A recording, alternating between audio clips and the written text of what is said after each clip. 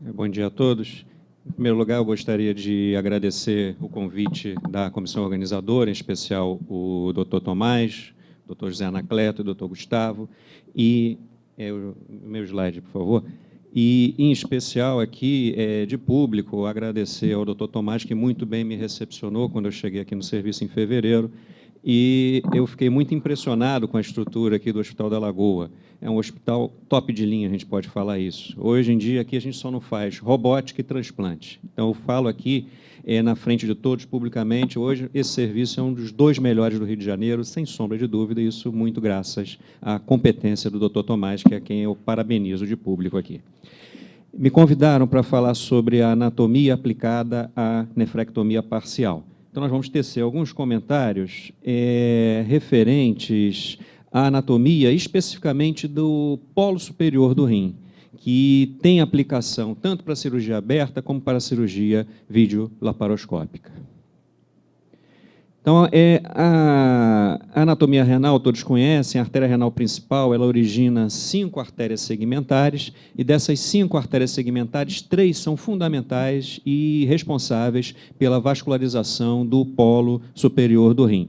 A artéria segmentar superior, a artéria segmentar antero-superior e a artéria retropiélica, que fica localizada posteriormente. E essas artérias originarão ramos infundibulares que se relacionam com o cálice maior e com o cálice menor.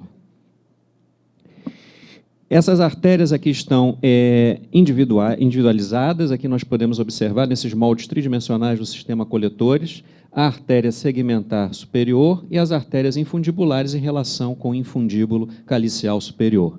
E nesse molde com veias e artérias, nós observamos como esses vasos eles englobam o infundíbulo superior.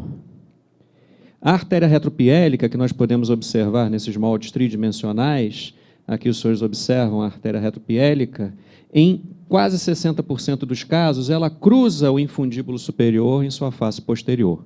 E no restante desses casos, ela se relaciona com a pelve renal. Então, em quase 60% dos casos, o infundíbulo superior ele é margeado pela artéria retropiélica. Ele se relaciona com a artéria retropiélica.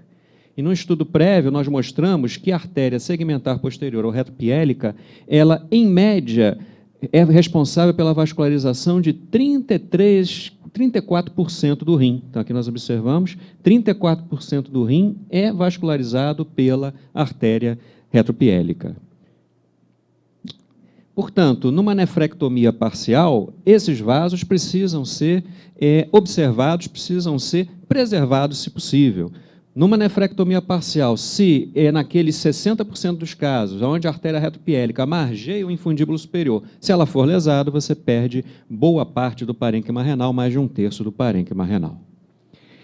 Em relação às veias, essa anatomia também foi descrita previamente. Existem 2 ou 3 troncos venosos que formam a veia renal principal, e esses troncos venosos são formados a partir da união de veias infundibulares, estreladas e arqueadas.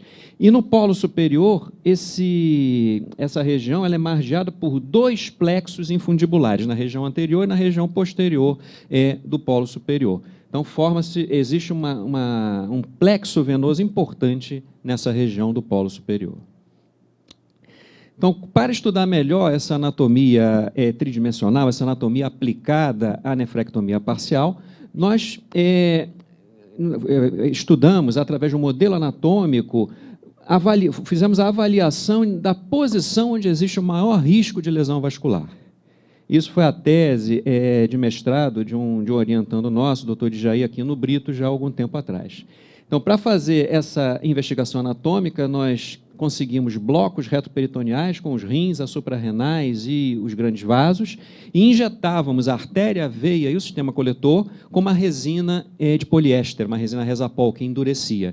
Após o endurecimento dessa resina, nós colocávamos esse molde em ácido, ele era corroído e, com isso, nós obtínhamos esse molde tridimensional correlacionando a artéria, a veia e o sistema coletor. Então, aqui as resinas, a resina que nós utilizamos é a Resapol T208, ela leva pouca retração e tem boa resistência ao cáustico. Você pode colocá-la, submergir a material em ácido, que a resina não é destruída.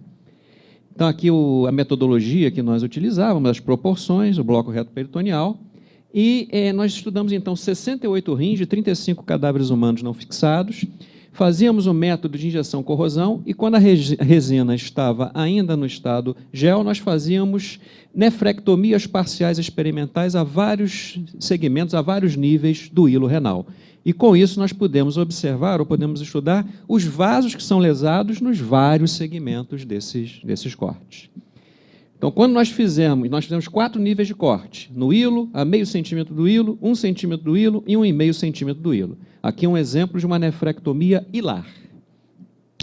Então, nós observamos que quando o corte, a lesão, a secção era feita no hilo, nós tínhamos a lesão da artéria retropiélica em 20% dos casos. Então, a nefrectomia parcial polar hilar causa 20% de lesão da artéria retropiélica.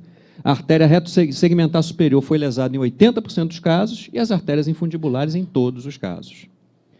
Quando nós fizemos o corte no hilo, nós observamos também que a veia retropiélica foi seccionada em 25% dos casos.